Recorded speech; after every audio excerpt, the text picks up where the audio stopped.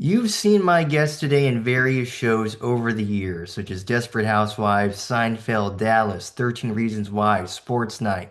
List goes on and on and on. One of the absolute best in the business, Brenda Strong. Brenda, such an honor to be talking with you today. And I'm curious, how has your year been going for you? Well, it's been an interesting year. Certainly, I think things have changed a bit in the industry post-COVID. And then we had a strike. Up until that point, I was working on a series in Canada for about 6 months, and then I was doing UnPrisoned for the last 2 years. So this last year has been met with a couple of independent films, and I'm not supposed to mention, but there's a very special show that we're filming on HBO right now that will be coming out later. So I'm very excited about that one because it is involving a lot of high-end comedic actors that I'm really love working with. So it's been going well, and I've had a chance to do some traveling, and it's been a good year. How's your year been? No, it's been going swell. In May, I just graduated college. Congratulations. Well, thank you, and I'll show you my shirt here. We are alums of the same school. Yes, we are. Yes, yeah, Yeah. good old Arizona State. For me, as someone who just graduated, it's an honor to be talking with one of our best alums. So it's a Flattered. honor and a privilege. ASU provided me with an amazing opportunity to do a lot of different theater productions, from light opera to stage plays, musical theater, of course. I was a musical theater major, so singing, acting, and dancing were my kind of triple degree focus. And I got to perform at Grady Gamage once I graduated in a production of Kismet. And that was such a treat. Yeah, absolutely. How did you decide to attend ASU? Well, it was one of two schools. My parents had a divorce, and my dad was living in Oregon, and my mom was living in Arizona. And I'm the youngest of six kids, and the college fund was a bit thin. So they both said, you need to choose a college where you can have in-state tuition. And Arizona State had a performance degree program where Oregon State only had an education degree. And so I wanted to be a performer. I wanted to be on stage and not just behind the scenes. So that's why I chose ASU. They had a wonderful lyric opera theater program that I became a part of. Oh, that's fantastic. No, where were your favorite spots, in and around campus to go to? I don't know if it's still there. Is there a place called Bandersnatch still? And I do not think I've ever heard of that. That's interesting. Bandersnatch was a kind of a um, nachos and volleyball bar. And we would go get nachos and beer and play volleyball. And so that was one of the places I used to love going to. There's another place called Earth and Joy. It was a natural foods restaurant that I worked at. Good Earth is one of the restaurants that I worked at. So I had quite a variety of kind of places I would go. I was one of those serious students, so I was up in the morning at 6 a.m. and unless I was on stage, I was in bed by 10. So I wasn't really a partier. In fact, I didn't know it was a party school until my senior year. So that was kind of interesting. Did you go to any of the football games when you were there? Unfortunately, most of the football games were on a Saturday or a Friday night, and I was usually on stage. So I don't think I went to a football game until maybe my senior year, and I only went to one. And then I went, oh, this has been going on this whole time that I had no clue. So Yeah, I ended up staying in Manzanita Hall my freshman year, and I was at another one that was on campus, uh, McClintock, I think it was called. Is it still there? Yeah, yep, yes. Yeah, I'm not sure if you saw, last season for ASU, we actually had one of our best football seasons ever, pretty much. yeah, Uh, I did yeah. We won the Big 12 and made the college football playoff, and it was really, really cool to see. that. Yeah, I'm sure it was. Yeah, yeah. And the funny thing is we won the Big 12 championship at the Dallas Cowboys Stadium. Oh, wow. Yeah, I've been to the Dallas Cowboys Stadium. That's quite a place. Yeah, yeah, I know. Yeah, it's wonderful venue, and it's fitting because you were on Dallas the soap opera, both iterations too. So pretty cool how things ended up working out. Yes, I ended up doing one episode of the original series and then ended up on the reboot for 3 seasons. So, the first iteration of Dallas was actually not shot in Dallas. They only did a few of the locations for South Fork there, but the majority was shot in LA, whereas we shot in Dallas and became very much a part of the community there while we were filming, which was really fun. I'm curious, when's the last time you were in Tempe? How long has it been? Well, my sister lives in Phoenix, so I've been there, a handful of times over the last 10 years to visit her. I don't know that I actually went to Tempe in particular, so it's been a minute. What would you say is the impact that your time at ASU had on your life and career moving forward? I think more than anything for me, it gave me an opportunity to try things without the fear of failure. And, so often in our industry, you don't have that, you're expected to perform and there's a high bar. And so it was a good place to try things and risk. And actually, during one of my performances, my mom sat next to one of my acting teachers.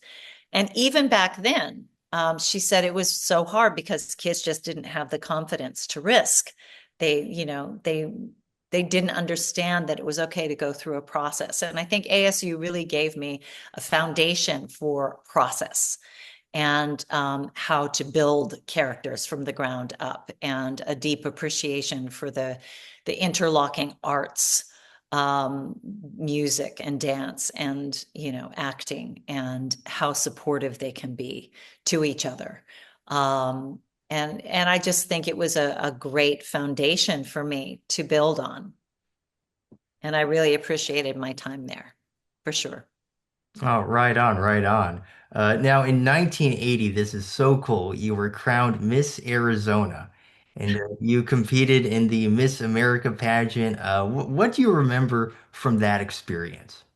I remember a lot. It was a very big time. I ended up having to take a semester off to go to the Miss America pageant.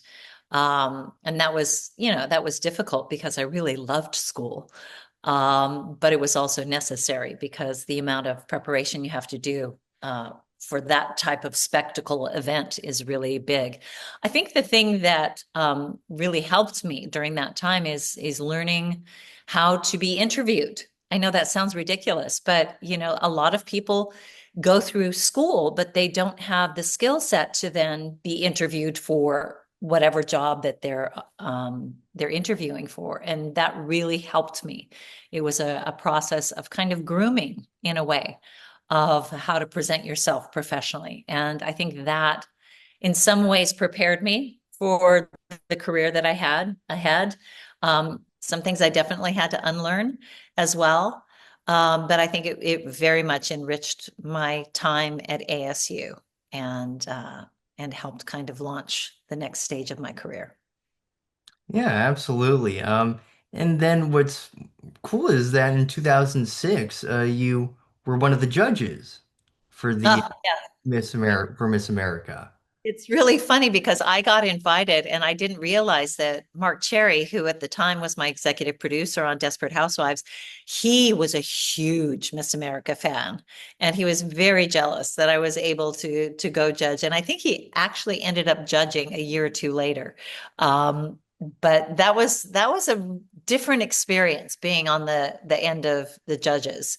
It wasn't quite as it was very stressful, actually, because you're holding the fate of, all these young women in your hands, and you're not the only one who has an opinion. It's kind of a vote by committee type of thing. And I think we were all surprised when we found out who won, because all of us were kind of like, wait a minute, how did that happen?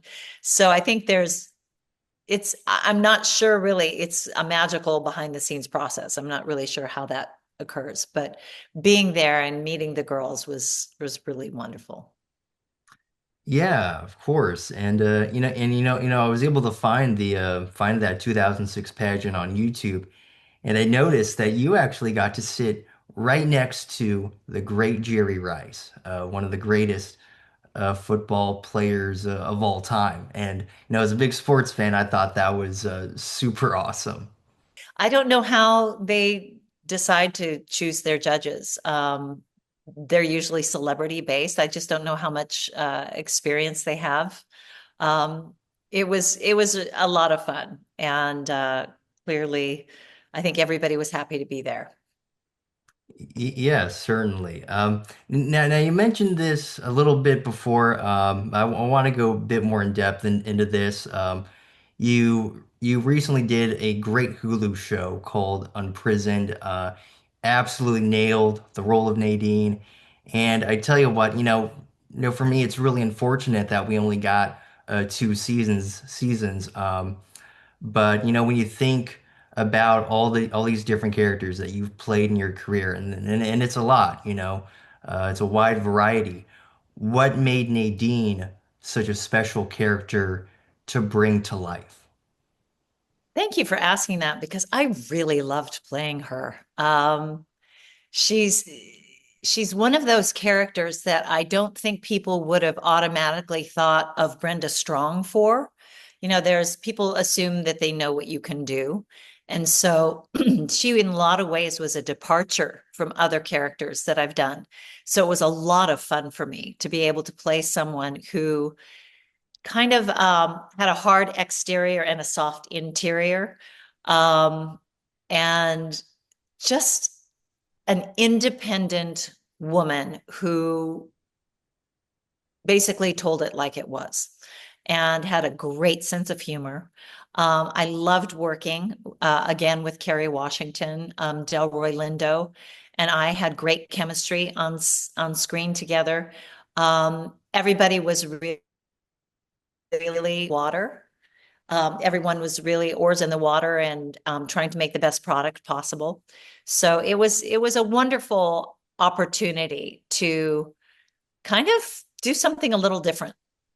I'm curious if you had full creative control. So let's say you have complete control over this, of where Nadine would go in a third season. Right, where would you go with her? What would you do? I think she would probably, because we teased the showing up of the mother at the door, and because Nadine raised Carrie's character for 10 years of her life, I think there would be an opportunity for Carrie and my character actually to be on the same side for once. And I would be very protective of her and make sure that she wasn't being, emotionally um, kind of mistreated by this woman who's now all of a sudden trying to come back into her life. So I think it would have afforded me an opportunity to align as a woman, as a mother, to protect her. And I think that would have been really fun to play. While she was, I guess you could say a rough character, you brought this great, genuine warmth and love to that role, and you did a magnificent job with it. It was really Thank wonderful. you much. Every single character, no matter what they're dealing with, they have to have heart. And whether it's a broken heart, whether it's a compassionate heart, I just kind of try to center my character around what's going on with their heart. I did that with the Mary Alice voiceover. I certainly did that with Anne Ewing. I think, I think for me, finding my way into characters usually has to do with what do they love and who do they love and why. And because everything is about fighting for that. So another show you did that I thought was pretty interesting. This was back in 1992. You did a sitcom for CBS with a talking dragon called You really did your research. yeah. That series was called Scorch, and it was with John O'Hurley, who I then later worked with on Seinfeld. And that was just a crazy show. It didn't quite work, but it was fun to try to make it work. And I think we only had 6 episodes, and then we were off the air. But that was at a time where, networks were taking risks and doing pilots and then giving it a chance to find its voice. And now, if you're not a hit right out of the gate, well, it's funny because I grew up with Mr. Ed, a talking horse. I think there's always room for imagination or magical reality. And when people do it successfully, I think it's great. Yeah, I would absolutely have to agree. And then 12 years later, you actually did another sitcom. And this is an interesting one. It was created by Ron Levitt, who created Married with Children and Unhappily Ever After. This aired on the WB called The Help. Right. And I read an interview where you said that your role on this show it was a bit of a challenging one. So what specifically made this role I guess a challenge?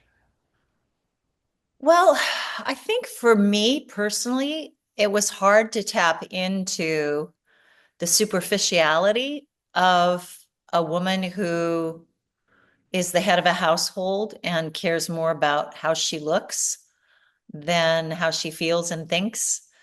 Um, and she's the matriarch of this. It was kind of like a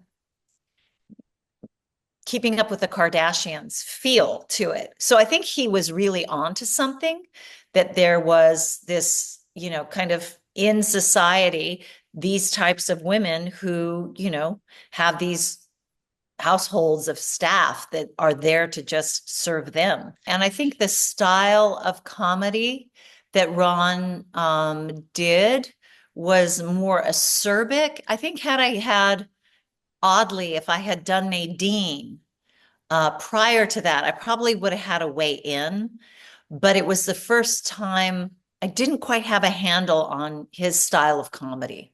And I think um, that's what tripped me up a little bit. And we're never supposed to judge our characters. I think I actually was judging my character, and I think that's anathema to an actor. So you learn from that. Yeah, absolutely. And it's sort of interesting how everything ends up working out because I believe, sort of a roundabout way, The Help kind of led to your role on Desperate Housewives. Because after The Help, you did Shakespeare in Montana, and then, soon after that, then Mary Alice came along. So I went to Montana to do Shakespeare with my old acting teacher from ASU. So Kim DeLong was my physical theater teacher at ASU and had cast me in a role called Bloody Bess. And he had his master's from upstate New York. Um, and I just needed to do something classical.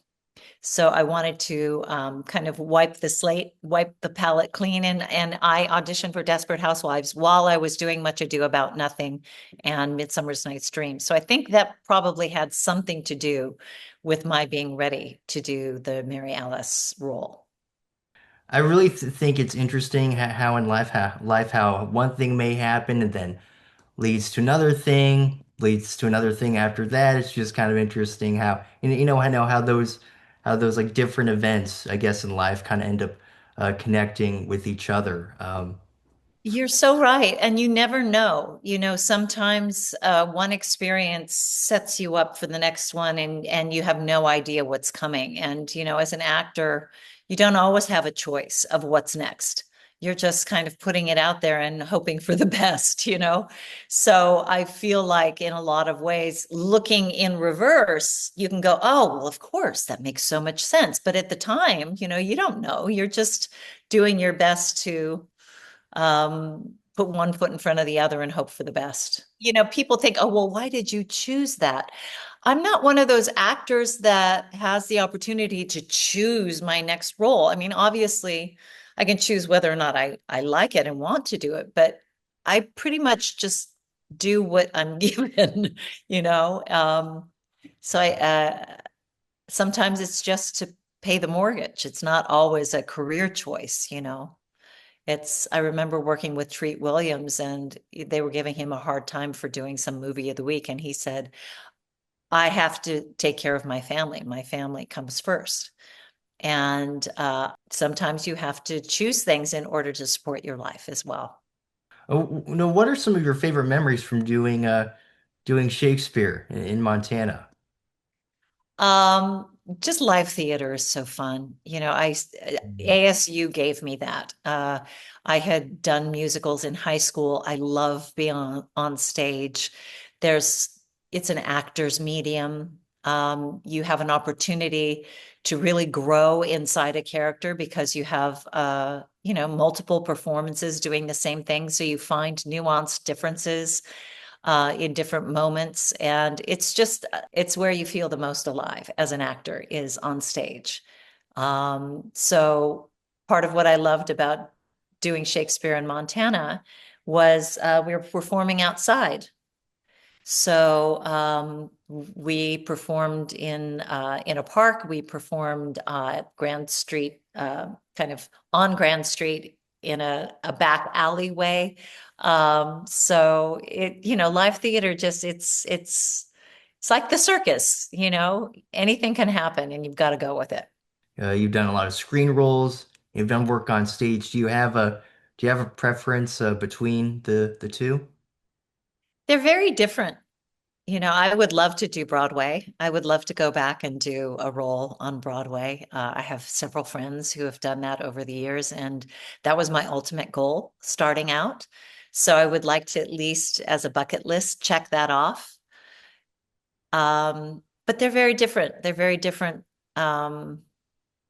Skill sets. The thing that's so beautiful about doing plays is you start at the first page and you end at the last page and you get the entire scope of the show over that, hour and a half time frame to go on a ride. Whereas in film, you're doing just little snippets of scenes, and oftentimes you don't always have a chance to feel the full kind of scope of your performance.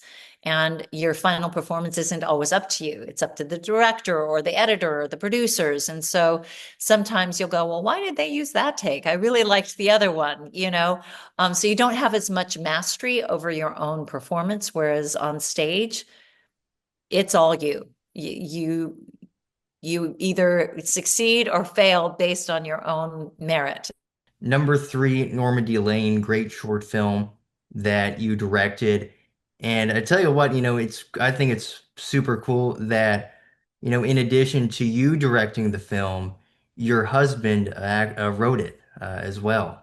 It was the first thing that he had written that he thought that I should direct. We were actually editing his short film, and he told me the story of the cardboard cutouts and the the story idea he had about this army wife. And I was so emotionally wrecked by the story. He looked at me, he goes, maybe you should direct that one because you're really connected to it. And I said, yeah, I would like that very much. So I asked him to write it.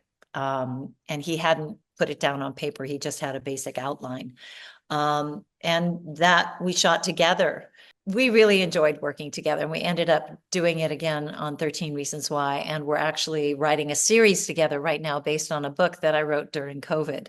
So we're eagerly anticipating the opportunity to work together again on something more long term. In many ways, it was the first time I felt like I got to use all of myself when I was directing. I loved it. I loved it. It's not easy.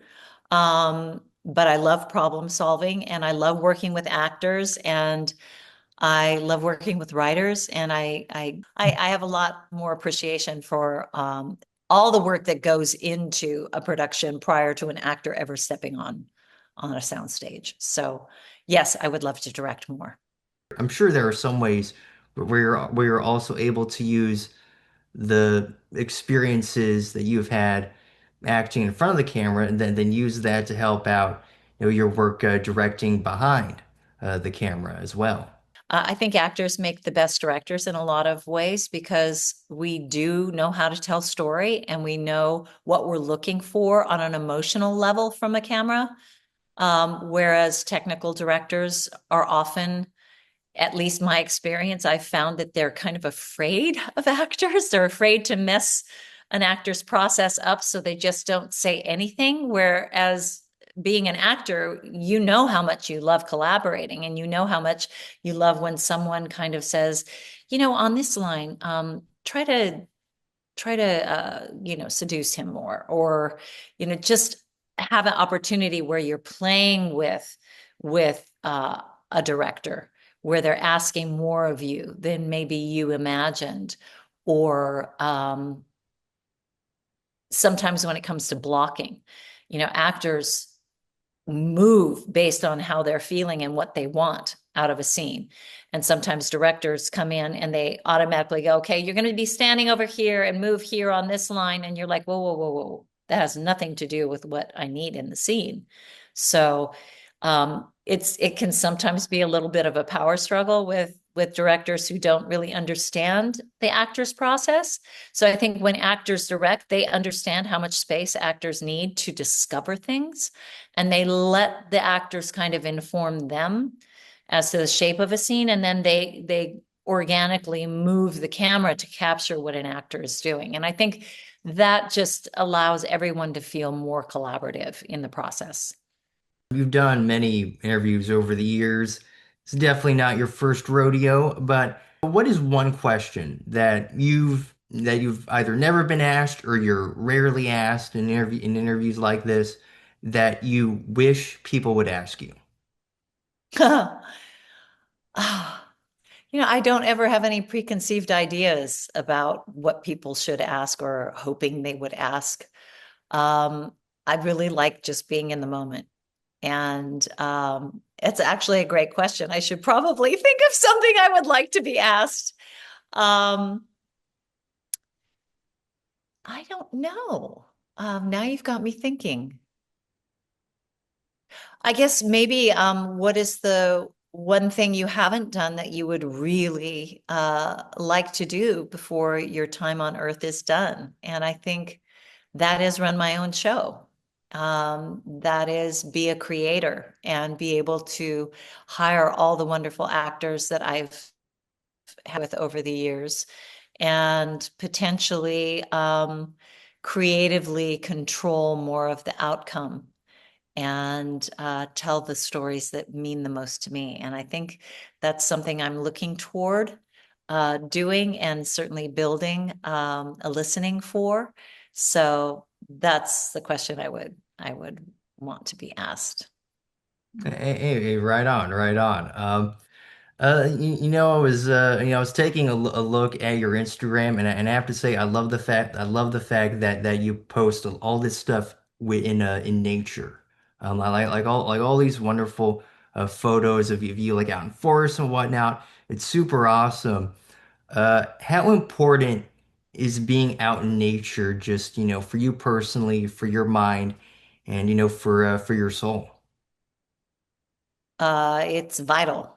You picked up on that. My dad was a horticulturist, and he and his brothers grew up in nature at the foot of Mount Hood. in Oregon, and it's where I grew up, and it gives me so much joy to feel connected to the planet. I think most of our problems could be solved from people not being in boardrooms and being in cities. If they would just step out into the forest, they would actually realize that most of the problems in life could be solved by looking at nature and just walking through a forest and seeing the diversity of trees cohabitating and sharing roots and resources, and giving each other space. We can learn a lot from nature. So it's really important to me. What do you think is the coolest thing that you've seen out in nature?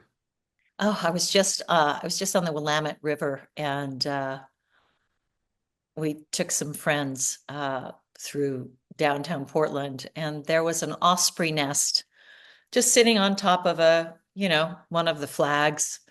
And while we were boating, an osprey, because they primarily eat fish, went and dove and got a fish out of the water. And as it was rising up, an eagle and grabbed the fish out of the osprey's clutches.